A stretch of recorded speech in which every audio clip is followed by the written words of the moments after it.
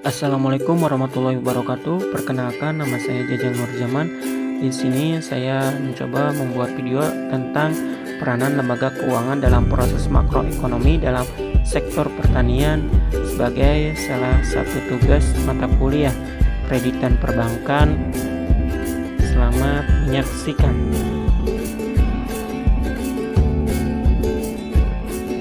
Yang pertama, lembaga keuangan.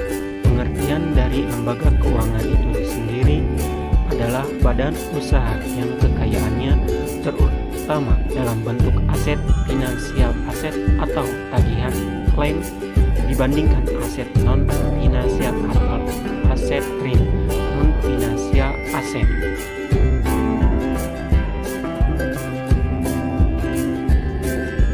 Kemudian jenis aset finansial yang pertama yaitu uang dan yang kedua yaitu saham. Kemudian jenis non finansial yang pertama logam mulia dan yang kedua barang koleksi. Selanjutnya mengenai kegiatan lembaga keuangan meliputi yang pertama memberikan kredit pada nasabah dan yang kedua yaitu menanamkan dananya dalam bentuk surat berharga.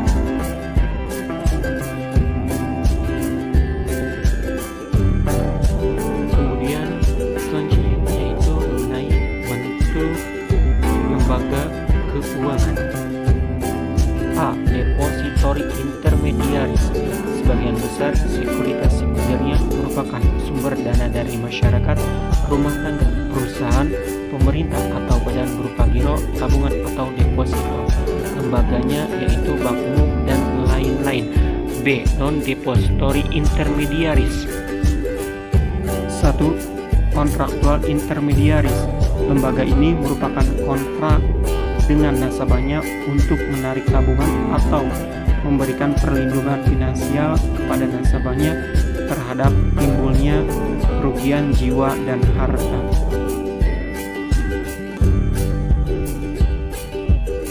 Lembaganya yaitu berupa yang pertama asuransi jiwa dan yang kedua asuransi kerugian.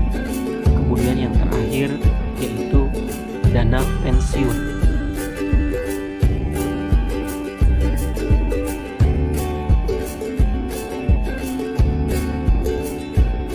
2.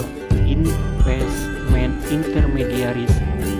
Ini menawarkan surat-surat berharga yang dapat dimiliki dalam jangka panjang atau segera dapat dijual bila membutuhkan dananya kembali. Lembaganya yaitu pasar modal. Badan Hukum Bank. Menurut Undang-Undang Perbankan Nomor 10 Tahun 1998 dapat memilih badan hukum sebagai berikut. 1. Perseroan terbatas. 2. Koperasi. Dan yang ketiga yaitu perusahaan daerah.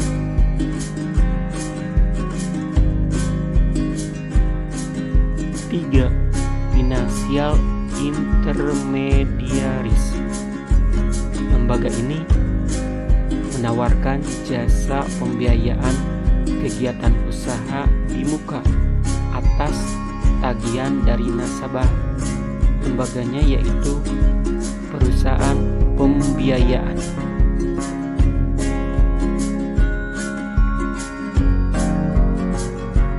Jenis-jenis bank. Yang pertama bank BUMN atau badan usaha milik negara. Kemudian yang kedua badan pemerintah daerah. Yang ketiga bank umum swasta daerah. Yang keempat bank asing dan yang kelima bank perkreditan rakyat.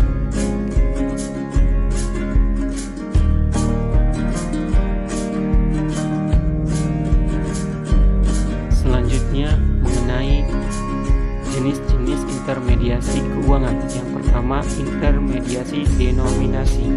2. Intermediasi risiko. 3. Intermediasi jatuh tempo. 4. Intermediasi informasi.